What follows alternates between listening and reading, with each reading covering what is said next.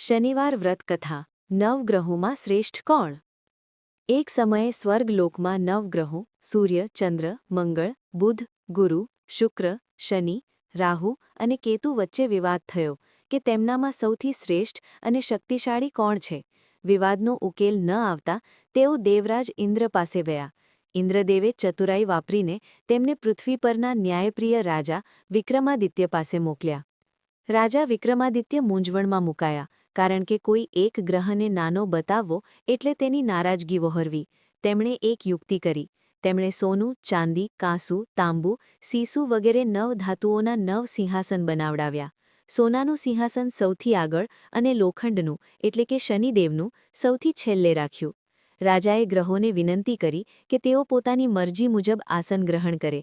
જે આસન પર બેસશે તે જ તેમનો ક્રમ ગણાશે. શનિદેવ લોખંડના આસન પર બેઠા હોવાથી તેઓ સૌથી છેલ્લા ગણાયા. શનિદેવ ક્રોધિત થયા અને રાજાને ચેતવણી આપી કે રાજા, તે મારું અપમાન કર્યું છે. સૂર્ય એક રાશિમાં 1 મહિનો રહે છે, પણ હું 7.5 વર્ષ એટલે 7.5 રહું છું. તું તૈયાર રહેજે. થોડા સમય પછી રાજા વિક્રમાદિત્ય પર શનિની 7.5 શરૂ થઈ. શનિદેવ ઘોડાના વેપારી બનીને આવ્યા. રાજાએ એક ઘોડો પસંદ કર્યો, પણ જેવો તેના પર સવાર થયા, ઘોડો તેમને ઉડાવીને જંગલમાં લઈ ગયો.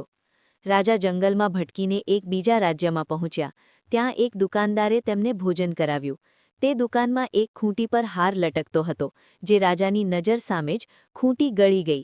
દુકાનદારે રાજા પર ચોરીનો આક્ષેપ કર્યો. ત્યાંના રાજાએ વિક્રમાદિત્યના હાથ પગ કાપી નાખવાની સજા આપી. વિક્રમાદિત્ય અપંગ અવસ્થામાં એક તેલીને ત્યાં ઘાણી ચલાવવાનું કામ કરવા લાગ્યા. એક રાત્રે રાજા દીપક રાગ ગાઈ રહ્યા હતા, ત્યારે આખું નગર સંગીતથી ગુંજી ઉઠ્યું. તે રાજ્યની રાજકુમારી રાજાના ગાયન પર મોહિત થઈ ગઈ અને તેમની સાથે લગ્ન કરવાની જીદ પકડી. રાજા વિક્રમાદિત્યએ ખૂબ દુઃખ સહન કર્યું અને શનિદેવની માફી માંગી. તેમણે સ્વીકાર્યું કે શનિદેવ જ સર્વોપરી છે. રાજાની ભક્તિ જોઈને શનિદેવ પ્રસન્ન થયા અને દર્શન આપીને કહ્યું, હે રાજન, મેં મોટા મોટા દેવોને પણ નથી છોડ્યા, પણ તે ધૈર્ય રાખ્યું.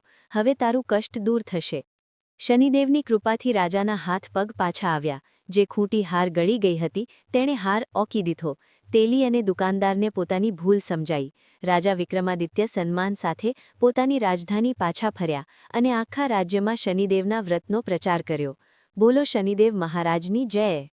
શનિવારે વહેલા ઉઠી સ્નાન કરવું, પીપળાના વૃક્ષને જળ ચડાવવું અને તેલનો દીવો કરવો, કાળા તલ, કાળા વસ્ત્ર કે લોખંડની વસ્તુનું દાન કરવું, આખો દિવસ ઉપવાસ રાખી સાંજે એકટાણું કરવું, ભોજનમાં અડદની દાળનો ઉપયોગ ઉત્તમ.